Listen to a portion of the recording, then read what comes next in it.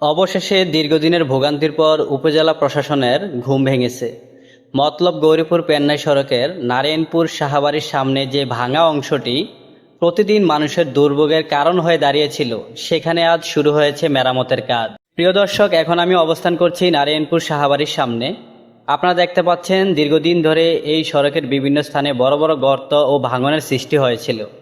প্রতিদিনই ছোট বড় দুর্ঘটনার শিকার হতে হয়েছে মোটরসাইকেল আরোহী, রিক্সা চালক, শিক্ষার্থী, রোগী, সাধারণ পথচারীরা এবং কি ব্যবসায়ীদের মালামাল। বিশেষ করে বৃষ্টির সময় রাস্তার অবস্থা আরও ভয়াবহ হয়ে ওঠে, ফলে এই পথে চলাচল করা ছিল অত্যন্ত ঝুঁকিপূর্ণ।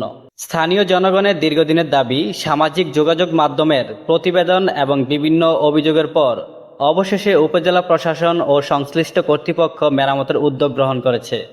বর্তমানে শ্রমিক ও যন্ত্রপাতির মাধ্যমে ভাঙা অংশে সংস্কার কাজ চালাচ্ছে।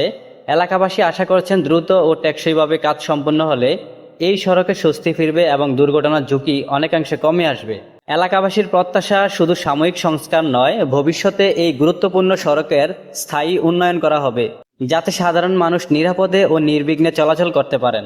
নারায়ণপুর সাহাবাড়ির সামনে থেকে আমি তাহসান হাবিব আপনাদের জন্য তুলে ধরলাম মতলব গৌরীপুর পেন্নাই সড়কের চলমান মেরামতের কাজের চিত্র। আল্লাহ হাফেজ।